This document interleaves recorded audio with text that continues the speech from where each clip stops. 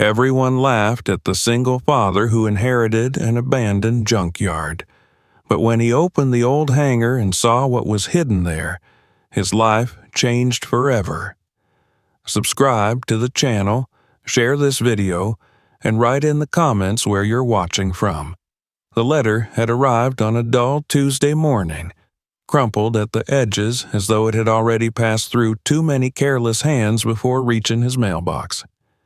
Jamal Rivers stood at the door of his modest Phoenix home, staring at the return address printed in small, precise letters, Law Offices of Howard and Dean. The envelope felt heavier than paper ought to. He wiped his fingers on a rag, still damp with grease from the repair job he'd been doing, and opened it, his heart sinking with the wary instinct of a man too used to bad news.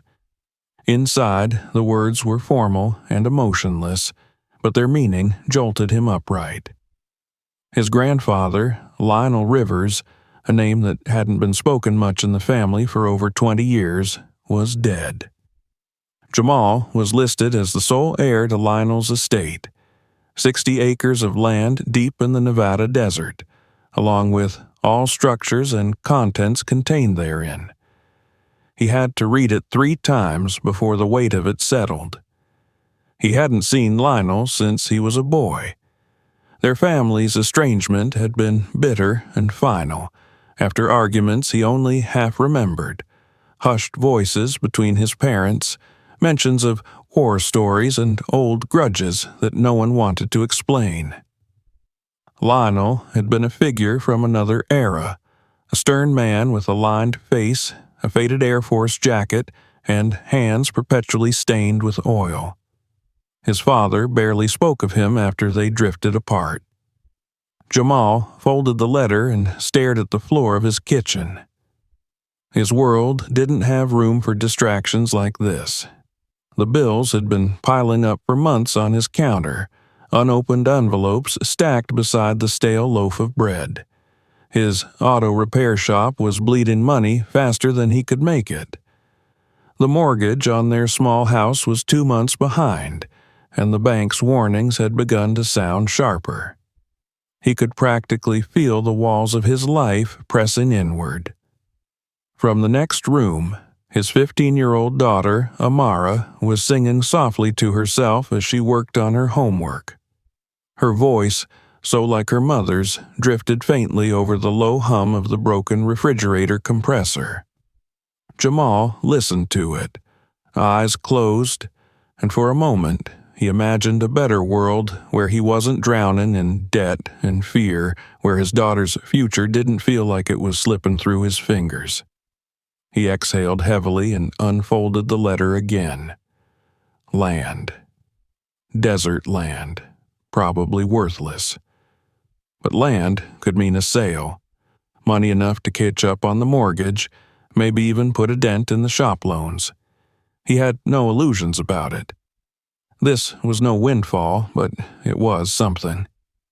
When Amara walked in, holding her math notebook, she found him staring off into space. "Dad?" she asked, her brow furrowing. "You okay?" He forced a small smile, though it didn't reach his eyes. "Yeah, baby. Just got some news." He hesitated, then added, "Pack a bag this weekend. We're taking a trip." Her eyes widened slightly. "A trip? Where?" "To see some land," he said simply. "Your great-grandfather's place." She blinked. "I have a great-grandfather?" "Had," Jamal corrected quietly. "He passed away." Amara tilted her head.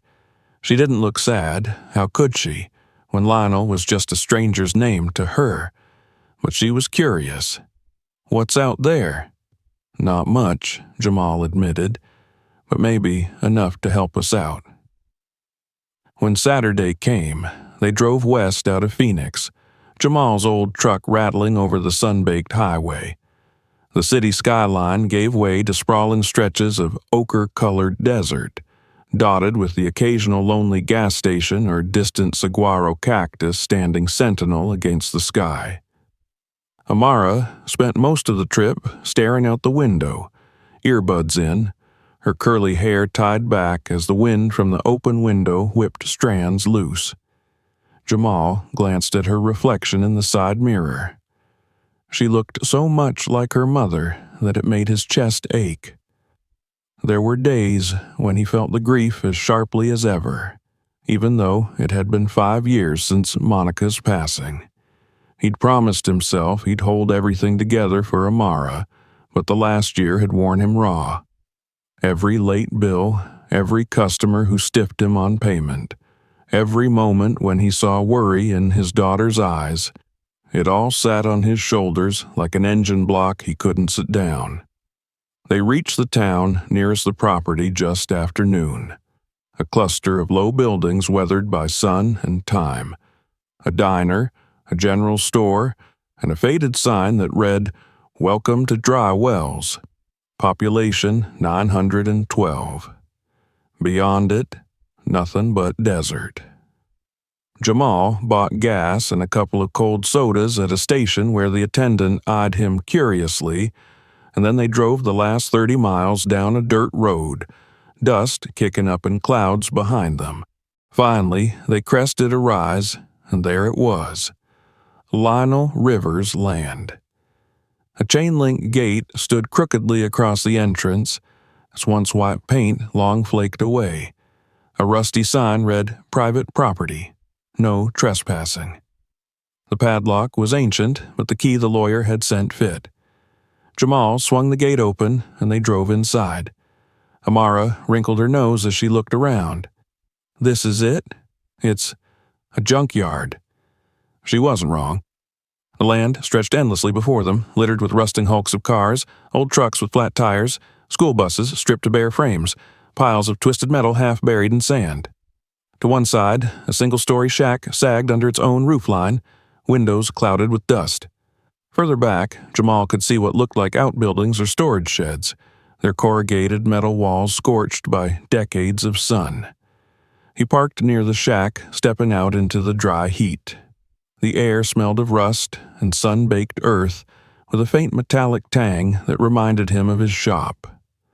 "This is gross," Amara muttered, kicking at a piece of scrap metal. "Why would anyone live here?" Jamal didn't answer. He walked up to the shack, pushed open the creaking door, and stepped inside.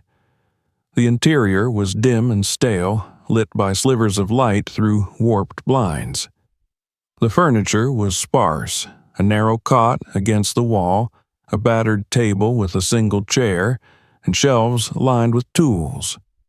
On one wall, framed photographs hung crookedly, black and white images of Lionel in uniform, standing beside airplanes from another era, all sharp edges and propellers.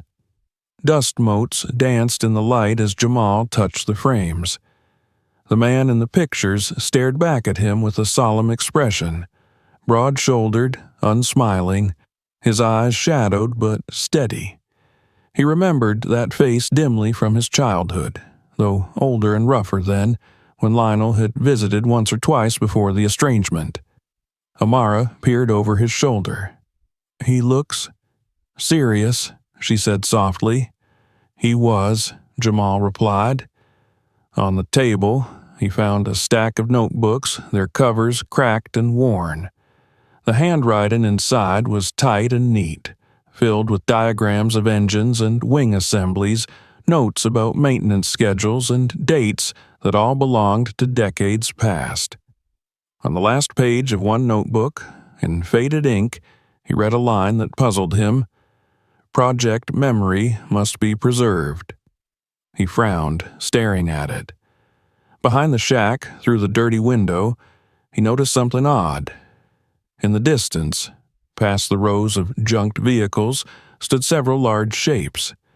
Metal structures half hidden behind stacked cars and machinery. They were too big to be storage sheds. They almost looked like hangars. He turned away from the window, unsettled.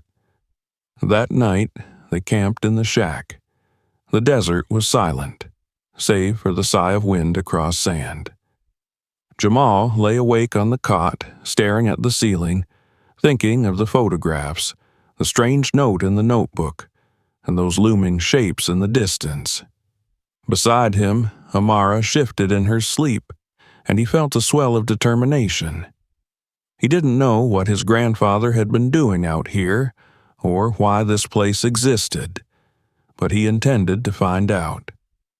When dawn came, pale and sharp-edged, Jamal was already on his feet, ready to begin exploring. The sun had barely crested the horizon when Jamal stepped out of the shack, stretching stiffly as the cool dawn air wrapped around him. Overnight, the desert had transformed. Gone was the oppressive heat and blinding glare that had greeted them the day before.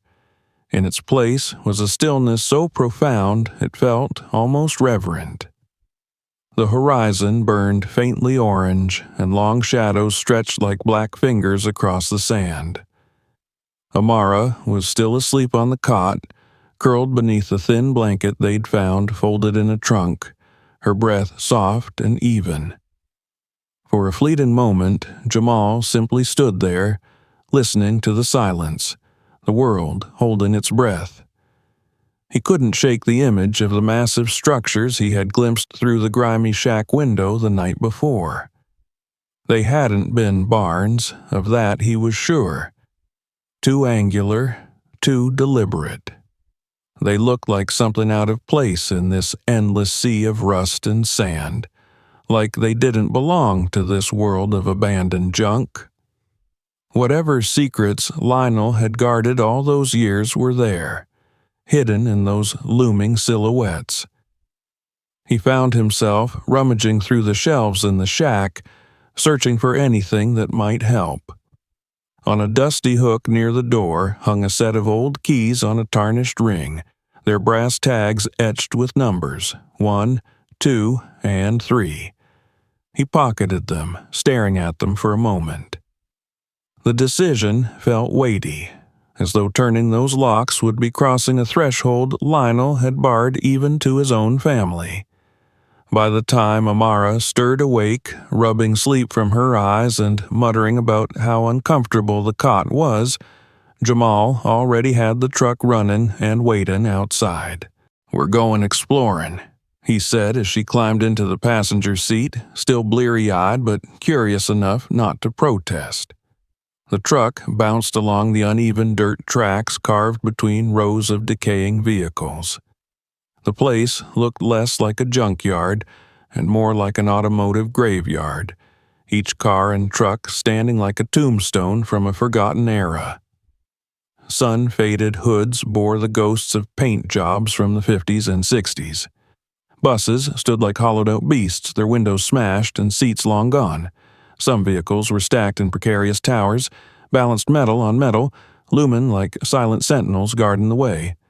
As they drove deeper into the property, the full extent of Lionel's domain revealed itself.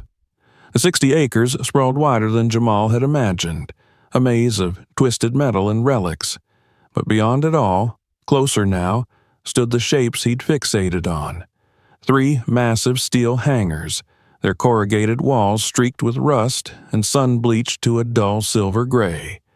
They were half hidden behind barricades of old machinery, trucks deliberately parked in rows that blocked access, as though Lionel had wanted to conceal them. Amara leaned forward in her seat. "What are those? They look like warehouses?" "Hangars," Jamal said quietly. His heart quickened as the truck drew closer, the details sharpening with every yard. Heavy chains secured the doors, their links thick and corroded, but intact. Faded stenciling across the metal doors bore letters he could barely make out. Rivers Aeronautics. They climbed out of the truck, boots crunching over gravel. Jamal stood before the largest of the hangar doors, the air heavy with dust and the faint smell of aged oil. His fingers closed around the ring of keys in his pocket.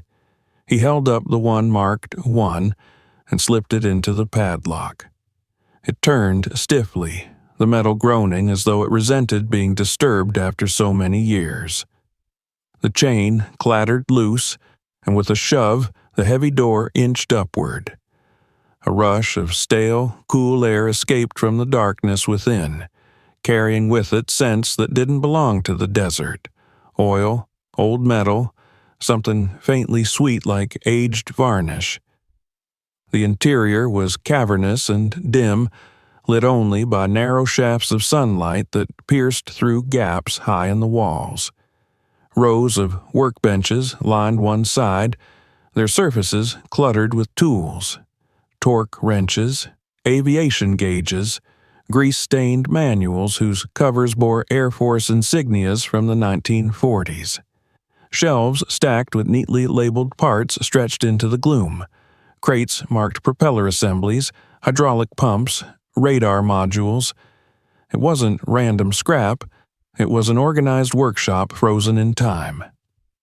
Amara whistled low, stepping cautiously inside. This looks like an airplane garage. Jamal's gaze swept over the benches, the walls plastered with diagrams of aircraft fuselages and wings, blueprints pinned up with yellowed tape.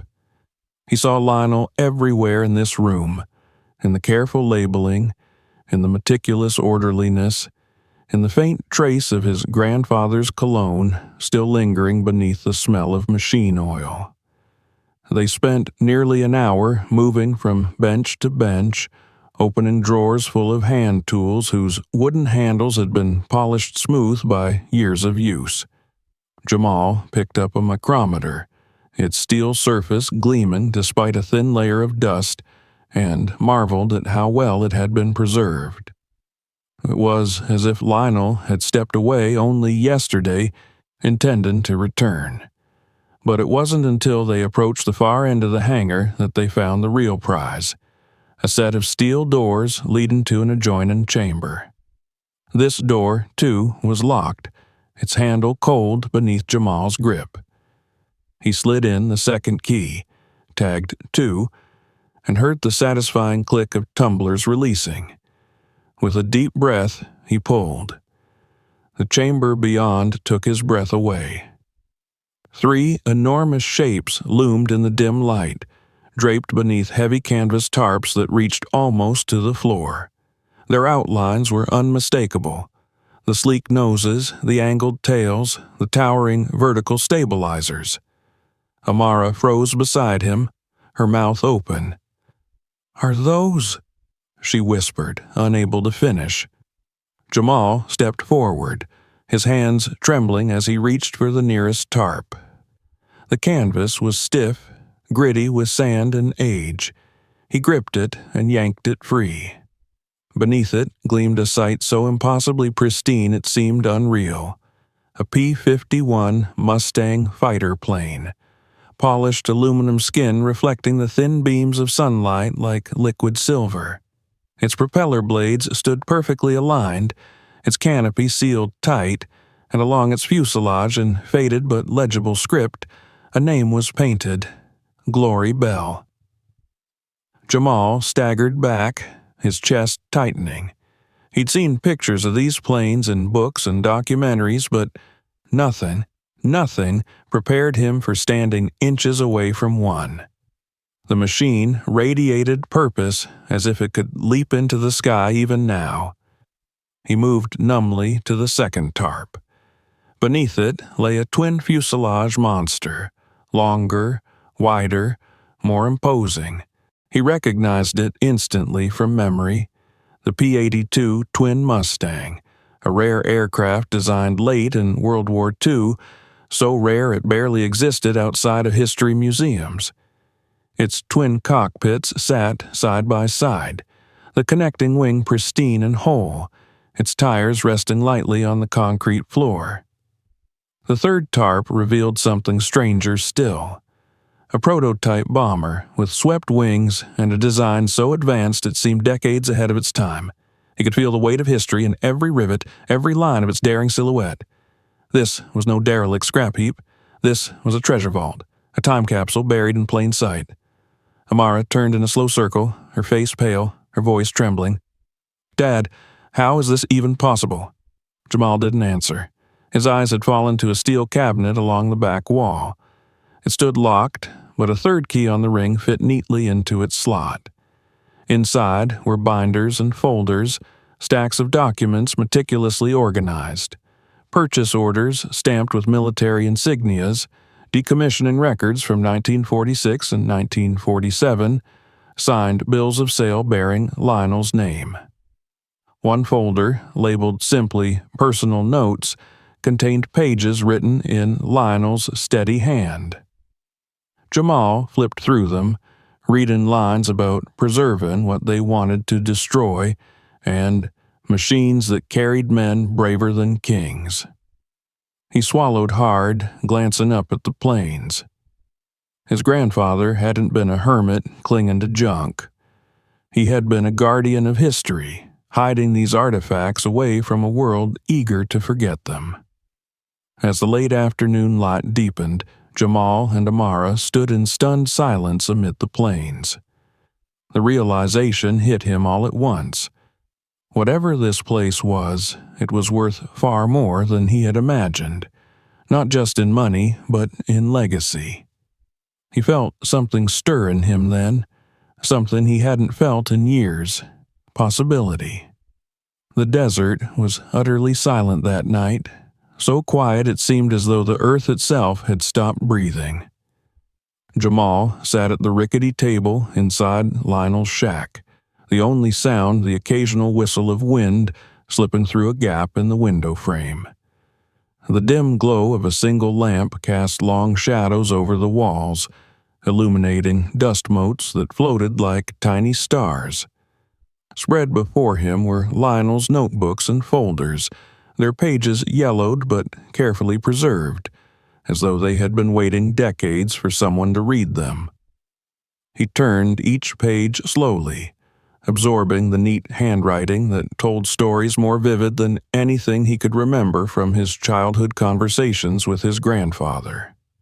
The words were clinical at first: maintenance logs, lists of parts, instructions for preserving metal under desert conditions. But beneath those technical notes, a different voice emerged, one that carried a weight Jamal hadn't expected. June 14th, 1944. Lost Robert Lane today. P-51 didn't come back. No word on what happened over Germany. His locker still has his letters to his sister. Packed them myself. I don't know how to throw them away. Jamal stared at the words, feeling the raw ache buried in them. His fingers lingered on the name of the pilot, a man dead decades before Jamal was even born, and yet suddenly so real that it was as though Lionel had just spoken his name aloud.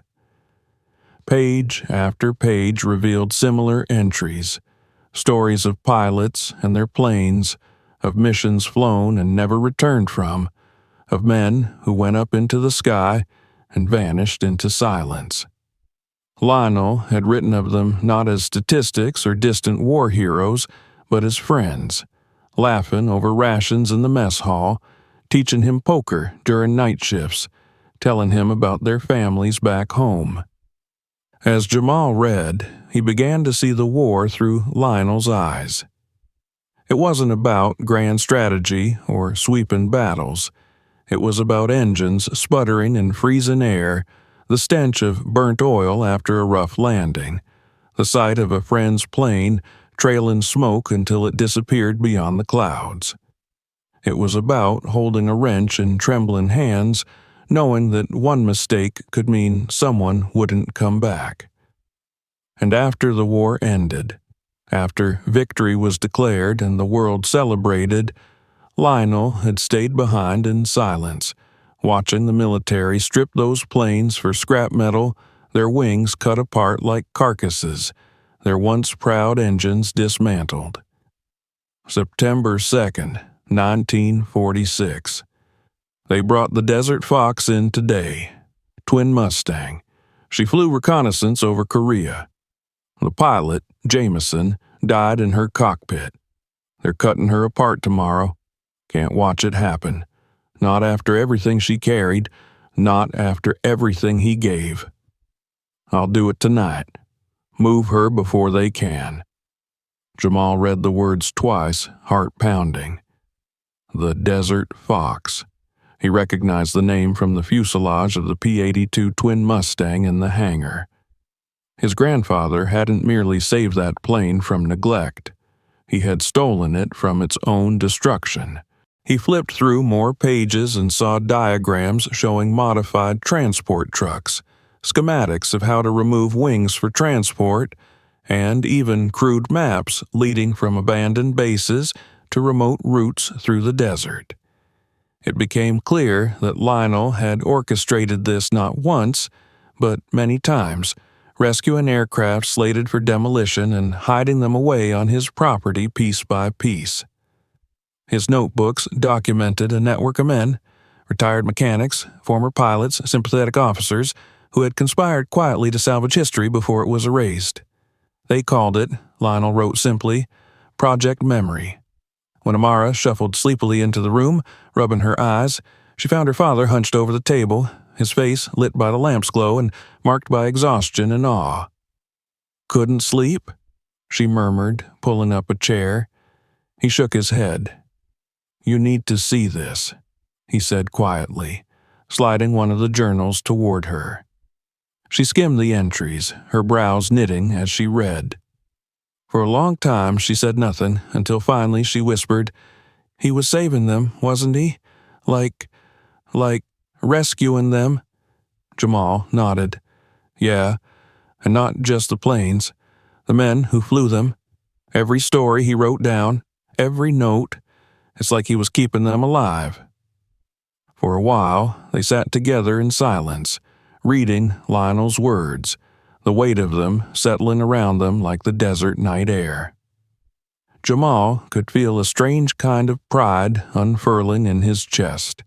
Pride for a man he had barely known, whose choices had once seemed eccentric or even crazy, but now revealed themselves as something fierce and deeply honorable. The next morning, Jamal decided it was time to reach out beyond the dusty boundaries of Lionel's land. He needed answers about the planes, about their value, about what could even be done with them. At the small diner in Dry Wells, over stale coffee and eggs that tasted faintly of grease, he overheard locals gossiping about Old Man Rivers and his Rust Palace. Most people had assumed Lionel was nothing more than a desert-eccentric hoarding junk. But when Jamal mentioned the planes to the elderly man behind the counter, a retired Air Force mechanic named Walter, everything changed. Walter stared at him, stunned, before leaning in close. "P-51S? Twin Mustangs? Son, if what you're saying is true, those aren't junk. Those are national treasures."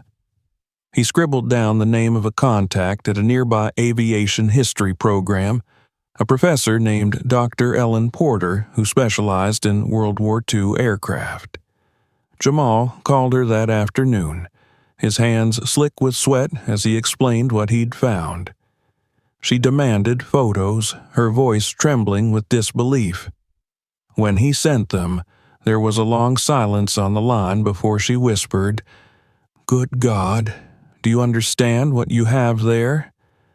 Within 2 days, she drove out to Dry Wells herself, her station wagon raising clouds of dust as it approached the gate.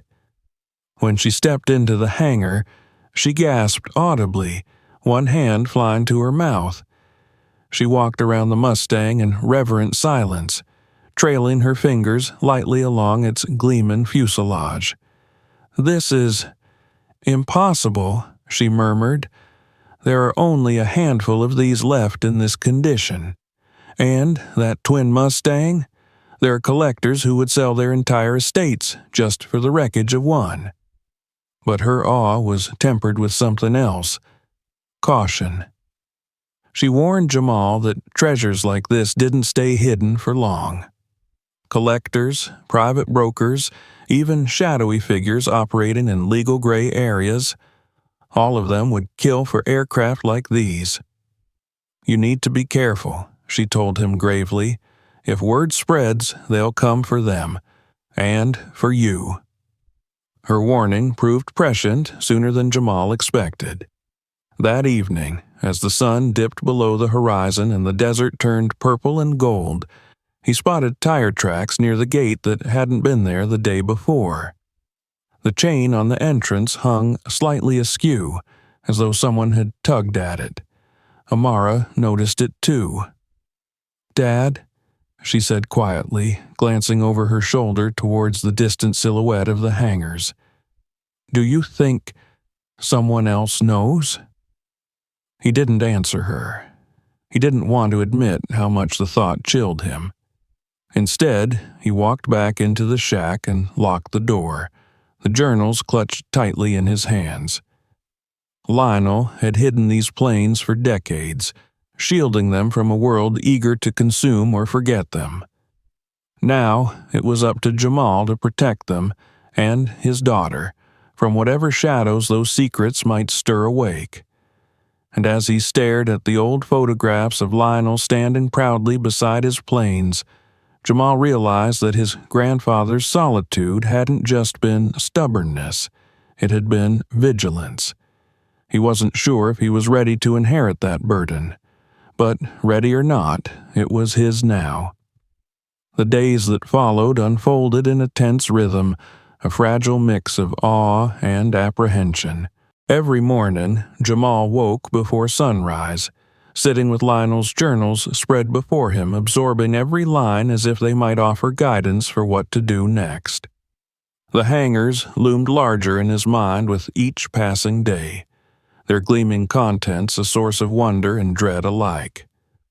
He found himself returning again and again to the planes, brushing dust from their polished skins, tracing his fingers over the painted names: Glory Bell, Desert Fox, Sentinel. He would stand in silence, imagining the roar of engines that hadn't stirred in 70 years, envisioning them tearing through skies that once trembled with war.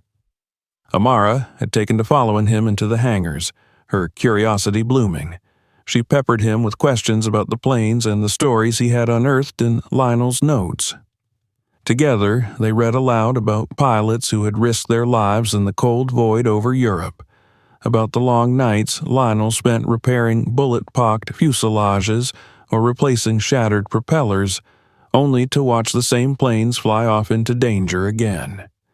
For Jamal, it felt like reconnecting not just with his grandfather, but with a lineage of courage and sacrifice he had never fully appreciated. Yet, beneath the fascination, a darker current tugged constantly at his thoughts. The tire tracks by the gate, the warning in Ellen Porter's voice, and the growing sense that they were no longer alone. It began subtly. On the third day after Ellen's visit, Jamal noticed a black SUV parked on the highway about half a mile from the gate. It lingered for hours, engine idling in the heat, the driver a silhouette behind tinted glass. By the time Jamal worked up the nerve to approach in his truck, it had vanished, leaving only dust swirling in its wake. That night, he found fresh footprints in the sand near the chain-link gate, prints that didn't belong to him or Amara. He started locking the shack door at night, sliding an old crowbar beside his bed. Amara noticed his unease but said nothing, though she slept more lightly now, flinching at the sound of wind rattling loose metal. It was clear she understood far more than he wished she did. On Ellen's advice, Jamal installed heavy padlocks on the hangars, checking and rechecking them each evening. He rigged a makeshift alarm system using tin cans and fishing line, a crude measure, but it was all he could manage with what he had.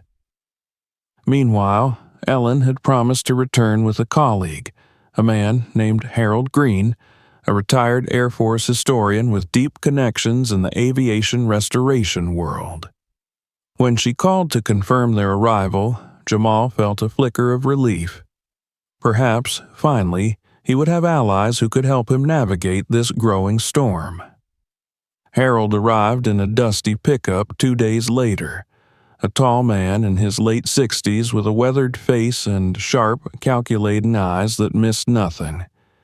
He carried himself with the easy authority of someone who had spent decades around hangars and tarmacs. When Jamal led him into the largest hangar, Harold stopped dead in his tracks, his gaze locking on the planes. "Sweet Lord," he murmured, voice low with reverence. "I've spent my life studying these birds, but I've never seen anything like this outside of the Smithsonian." He walked the length of the Mustang slowly, running a practiced hand along its fuselage. Whoever maintained these knew exactly what they were doing. This is more than preservation. This is obsession. Jamal exchanged a glance with Ellen, who nodded toward Lionel's notebooks. Harold pored over them for hours, his brow furrowed as he deciphered diagrams and annotations. "Your grandfather wasn't just a hoarder," he said finally. "He was a savant. Look at this: engine preservation protocols, fuel stabilizers, dehumidification techniques. He built his own microclimate here. These planes are essentially flyable relics, frozen in time. You're sitting on a treasure that's priceless, historically and financially." The word "financially" lingered in the air like a spark near dry tinder. Jamal knew it already, of course. The research he had done late at night, squinting at auction listings on his phone, confirmed it. A restored P-51 had sold for nearly $4 million in recent years. A twin Mustang? That was virtually mythical, with one incomplete wreckage fetching millions on speculation alone. And Lionel had not one, but 3 pristine aircraft. Together, their worth could erase every debt Jamal had ever feared and secure Amara's future in ways he hadn't dared dream. But Harold's tone grew grave. "You need to understand something, Jamal. News like this leaks fast. Even whispers draw predators. Wealthy collectors with no scruples, black market brokers, even shady wings of government agencies that don't want to admit these planes slipped through their fingers in the first place. If they come here, they won't care about your name on a deed. They'll find a way to take what they want." That warning echoed in Jamal's head that evening as he stood outside the shack, staring at the horizon where twilight faded into blackness. He thought of the SUV, of the footprints, of how quiet the desert felt, like it was holding its breath. Lionel's journals mentioned it too, in lines that now seemed prophetic. "The fewer who know, the safer they are. The day this secret spreads, the wolves will come." The wolves, it seemed, were already circling. 2 nights later, Jamal was jolted awake by a metallic clang. He leapt from bed, crowbar in hand, heart hammering. Amara sat up wide-eyed. "Dad?" He pressed a finger to his lips, motioning for silence. Another sound followed, soft, deliberate footsteps on gravel outside. Jamal moved to the window, lifting the corner of the curtain, just enough to see shapes in the moonlight. 2 figures near the gate, dressed darkly, moving toward the hangars. He grabbed his phone, dialing Ellen first, then Harold, whispering urgently. Ellen answered groggily, but snapped awake as he explained. "Stay put," she ordered. "We're calling the sheriff." But Jamal wasn't content to stay put. He stepped outside, the night air sharp and cool on his skin, crowbar clenched tightly. The figures froze when they saw him. One bolted instantly, disappearing into the darkness beyond the gate. The other lingered a moment longer, staring at him across the open dirt before turning and running after their partner. Jamal chased halfway to the gate but stopped short, unwilling to leave Amara alone. When the sheriff finally arrived, an older man with a slow drawl and wary eyes, he listened patiently, then shook his head. "Tracks show they were here all right," he said, shining his flashlight over the footprints.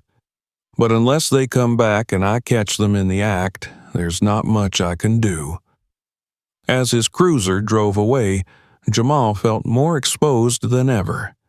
The desert no longer felt like Lionel's fortress of solitude. It felt like a hunting ground.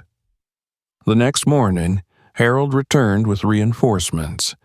2 men he trusted from his years in restoration circles, both veterans with military backgrounds and steady, watchful demeanors. They inspected the hangars and began helping Jamal reinforce the locks, install motion sensor lights, and even set up trail cameras along the perimeter. Ellen worked tirelessly, diving into archives to authenticate Lionel's documents. "The stronger your legal case," she said, "the harder it will be for anyone to claim these planes aren't rightfully yours." She unearthed signed bills of sale dated in 1946, stamped with official seals. They would hold up in court, but that didn't comfort Jamal much. Legal protections meant little if someone decided to simply bypass the law altogether. In the evenings, Jamal would sit with Amara on the shack's porch, watching the desert stars blaze against the black sky. She leaned her head against his arm. "Are we safe here?" she asked once, her voice small. He hesitated, then answered softly, "We will be." He wanted to believe it himself, but deep down he knew safety was fragile.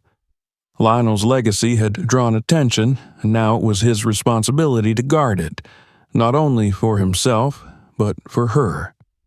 Yet, beneath the worry, another thought pulsed steadily, impossible to ignore.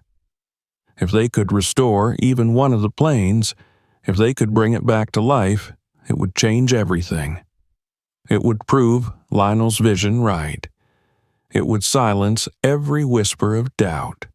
And maybe, just maybe, it would give Jamal a way to shield his family with the very thing that now threatened to expose them.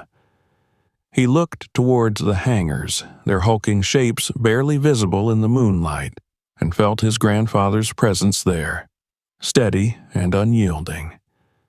Lionel had faced his own battles once, against bureaucracy, against time, against forgetting. Now those battles had passed to Jamal. The wolves might be circling, but he was ready to bare his teeth. The days that followed became a relentless blur of work and vigilance, as if every hour was divided between reviving Lionel's forgotten legacy and defending it against unseen threats. Jamal no longer woke with the luxury of quiet contemplation. He rose each morning before the sun, its faint glow still hidden behind the jagged outline of the distant mountains, and set about his tasks with single-minded determination. The hangars became the center of his world, their massive steel doors standing like gateways between the silence of the past and the urgency of the present. With Harold's guidance, the restoration of the planes began in earnest.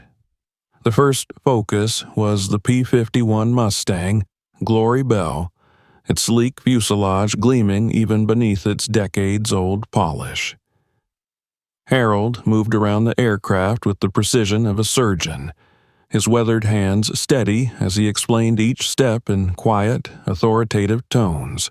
Jamal absorbed every word, learning how to inspect rivets for fatigue, how to disassemble hydraulic lines that had stiffened with age, and how to clean components that hadn't been touched since the 1940s without damaging their integrity.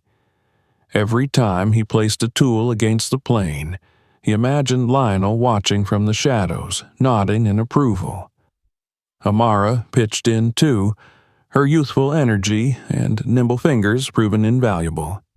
She cataloged parts from Lionel's meticulously organized shelves, logging them into a system Ellen had set up on an old laptop.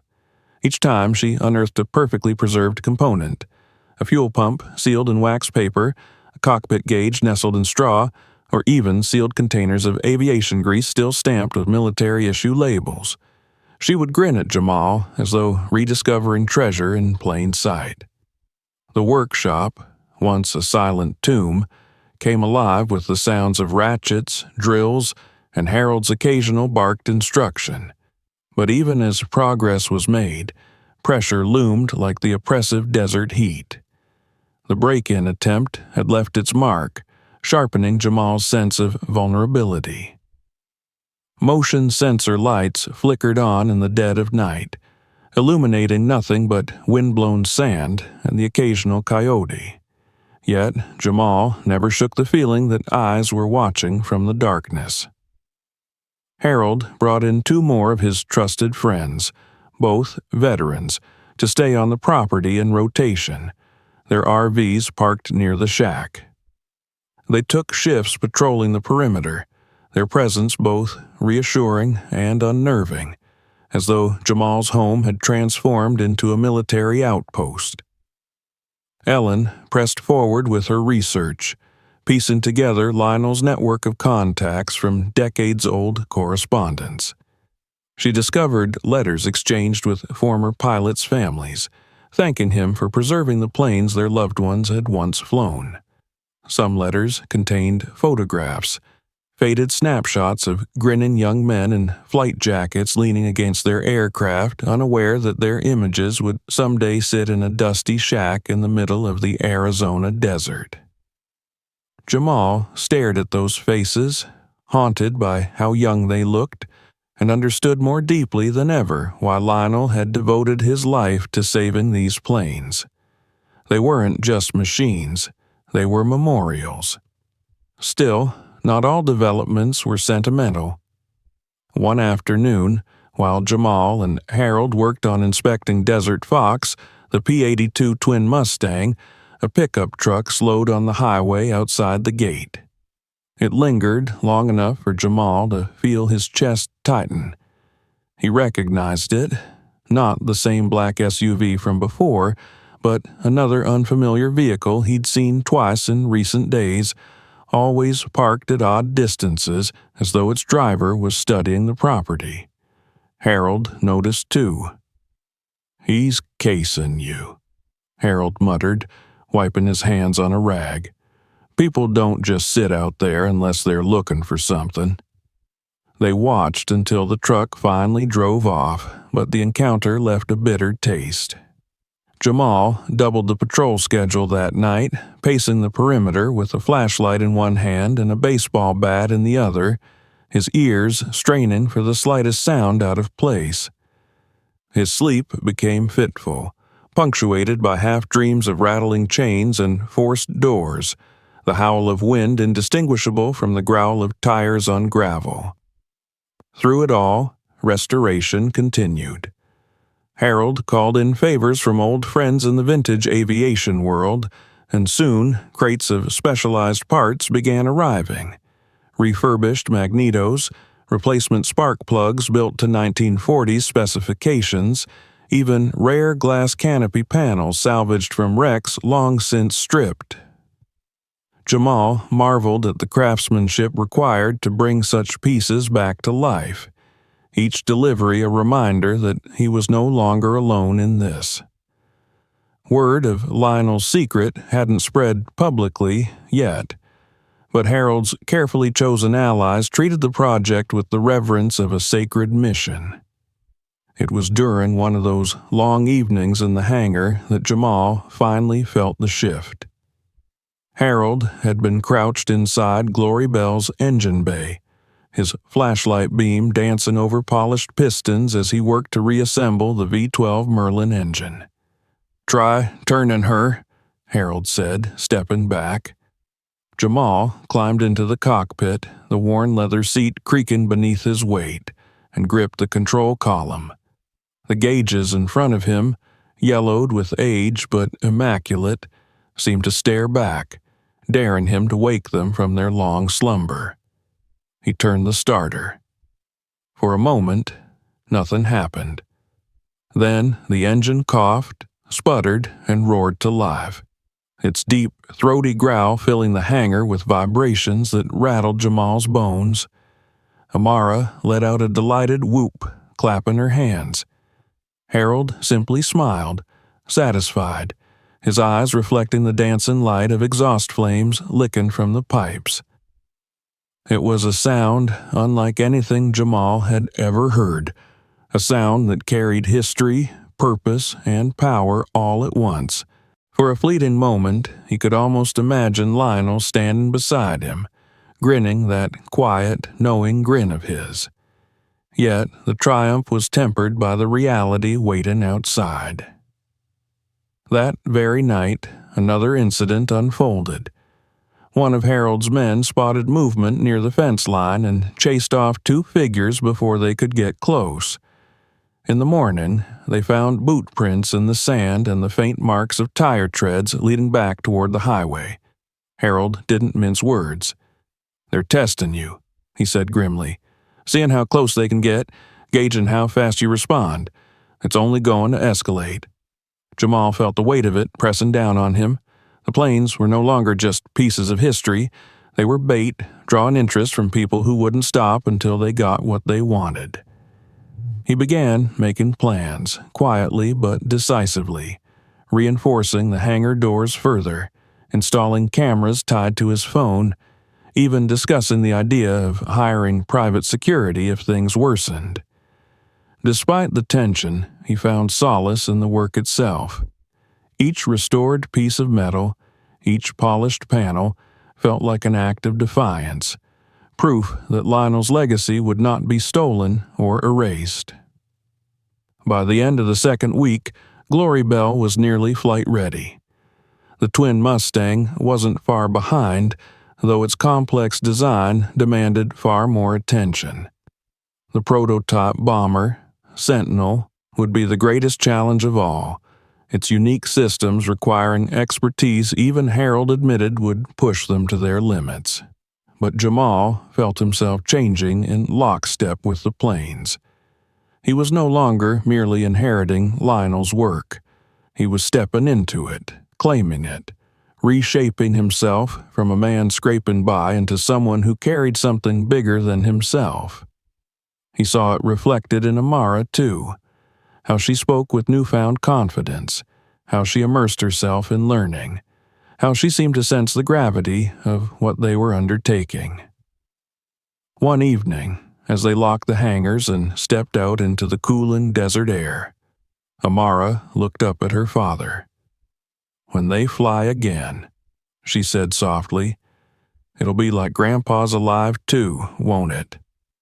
Jamal looked at her, then at the hangars, their steel walls glowing faintly in the moonlight. "Yeah," he murmured, "it will." He didn't add what he was thinking, that the moment those engines roared over the desert sky, the world would know, and nothing, not for him, not for Amara, not for Lionel's legacy, would ever be the same again. The morning of the flight dawned clear and sharp, the desert air unusually cool for late summer. Jamal stood outside the hangars, staring at the horizon where the first thin rays of sunlight stretched over the jagged mountains. For weeks, his days and nights had blurred into an endless rhythm of restoration and vigilance, each moment building toward this one. Now the planes gleamed in the pale morning light, their polished skins reflecting the sun like mirrors. For a brief, almost unreal moment, the desert around him seemed timeless, as if Lionel's world and his own had fused into one. He walked between the aircraft, his footsteps crunching softly in the gravel. The P-51 Mustang, Glory Bell, stood closest, her long nose angled forward as if impatient to take the sky again. Beside her loomed the massive twin Mustang, Desert Fox, its twin fuselages linked by a single wing like two hunting predators tethered together. Further back, in the largest hangar bay, sat Sentinel, the experimental bomber prototype, its broad wingspan casting long shadows across the ground. Each plane bore the mark of countless hours of labor, sweat, and stubborn faith, not just his, but Harold's, Ellen's, Amara's, and the quiet network of enthusiasts who had come to lend their expertise. Amara approached him, her hair tied back, wearing an oversized cap with Lionel's old mechanic patch sewn on the front.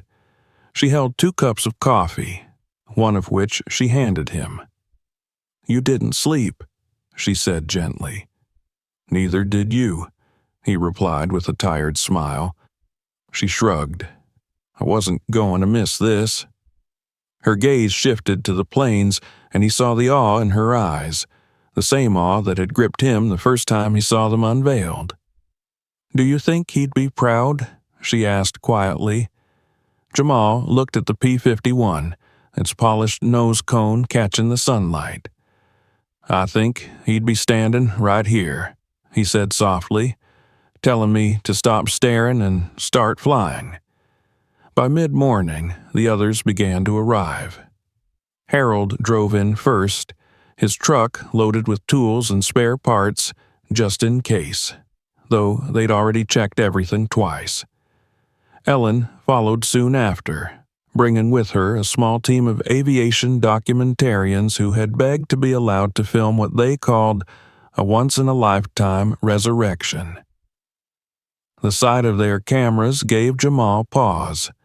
He'd spent so long keeping Lionel's secret locked away that inviting the world to see it felt both exhilarating and terrifying. Harold seemed to sense his unease. "This is how you protect them," he reminded Jamal. "Once people see these planes in the sky, once it's recorded and broadcast everywhere, they can't be taken quietly. The more public this is, the safer it becomes."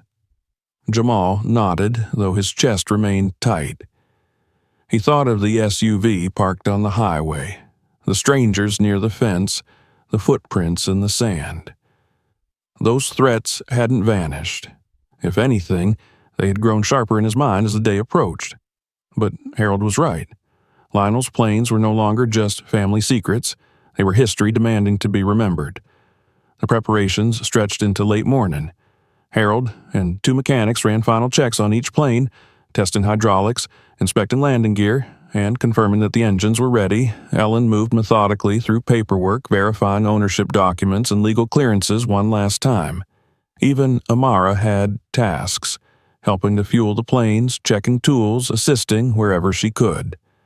When the time finally came, Jamal stood before the three planes with his hands clenched into fists. He wasn't a pilot, but Harold had arranged for trusted veterans to fly each aircraft. A decorated Air Force retiree for the Mustang, a seasoned test pilot for the twin Mustang, and, incredibly, an aging but sharp-eyed former Navy pilot who had once flown prototypes like Sentinel. Watching them climb into the cockpits felt surreal, as if the ghosts of Lionel's past were slipping into flesh and blood. The engines came alive one by one. Glory Bell roared first, her Merlin engine coughing and then bellowing to life, sending vibrations rolling across the hangar floor. The twin Mustang followed, its paired engines firing in perfect synchronization, a sound deeper and more resonant than anything Jamal had ever heard. Finally came Sentinel, the great bomber's engines rumbling like distant thunder until the air itself seemed to tremble. Spectators, neighbors, volunteers, enthusiasts who'd traveled hours after hearing whispers of what was coming, lined the perimeter fence, their cameras raised. Even Sheriff Collins had come, leaning against his cruiser with his hat tipped low, his expression unreadable but respectful. Jamal spotted his daughter among the crowd, her eyes wide, her phone raised to capture every second. Then the Mustang began to taxi. Its wheels rolled smoothly over the makeshift runway they had carved into the desert floor. Dust billowed behind it as it accelerated, the roar of its engine climbing higher and higher until suddenly it lifted free from the earth, wheels folding neatly away as it climbed into the perfect blue sky. The crowd erupted in cheers. Jamal felt something swell in his chest so fiercely it almost hurt. The twin Mustang followed, its unusual silhouette mesmerizing as it gained speed and rose after its sibling, the two fuselages gleaming in tandem. And then came Sentinel, slower but majestic, its broad wings spreading across the sky like a predator's shadow. When it lifted off, it felt as though the very ground exhaled beneath them. For the first time in decades, Lionel's planes soared above the desert. Their engines thundered in harmony, a sound both alien and achingly familiar. Jamal's hands trembled as he shielded his eyes against the sun, watching them wheel in formation over the scrub and sand. They flew low first, letting the crowd see every rivet, every gleaming panel. Then they climbed higher, circling the mountains, their shadows racing across the ground like echoes of the past. Ellen stood beside him, smiling through tears. "This is it," she whispered. "This is what he dreamed of." Jamal could barely speak. He felt as though Lionel were beside him, his grandfather's steady hand on his shoulder, sharing in the triumph he had waited his whole life for. The planes made several passes, their engines singing against the silence of the desert, before finally turning back toward the runway. The landings were flawless. One by one, the aircraft touched down, tires kicking up dust as they rolled to a stop. When the engines shut down, the sudden silence was deafening, broken only by the cheers and applause of the gathered crowd. Amara ran to him, throwing her arms around his waist. "Did you see them?" she shouted, breathless. "Dad, they flew! They really flew!" He hugged her tightly, his own eyes wet. "Yeah," he said hoarsely, "they did." In the days that followed, footage of the flight spread far and wide. News outlets picked it up, calling it the greatest private restoration in living memory. Aviation historians hailed it as an unprecedented achievement. The names of Lionel Rivers and Jamal Rivers became synonymous with preserving history. With Ellen's guidance, Jamal established the Rivers Aviation Heritage Foundation, turning the property into both a secure museum and an active restoration center. Grants poured in. Offers from museums and air shows around the country arrived, inviting Lionel's planes to fly in tribute events. But most importantly, the threats that had haunted Jamal finally receded. Public attention was the best defense. The mysterious vehicles stopped appearing. The predators lurking in the shadows had lost their chance. Lionel's legacy was no longer vulnerable or hidden. It was untouchable, safeguarded by the eyes of the world. One evening, as the sun dipped low and bathed the hangars in gold, Jamal stood alone among the planes. He ran his hand along Glory Bell's cool metal flank, the silence around him peaceful now instead of tense. Amara was inside, working on a school project about aviation history, her own idea. Ellen was in town arranging the next exhibition. The desert was quiet again, but no longer empty. He thought of Lionel, the man who had worked tirelessly in solitude for decades, preserving not just machines but memory itself. Jamal understood him now in a way he never had before. He saw him in every polished panel, in every logbook entry, in every rivet lovingly tightened by hands long gone.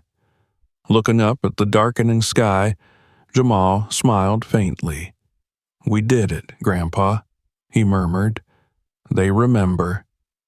And in the silence of the desert, with the scent of oil and dust and sun-warmed steel around him, he almost felt as though the sky answered back. Subscribe to the channel so you don't miss what's coming next. Watch our other videos for more incredible stories, and share this video with your friends so they can enjoy it too.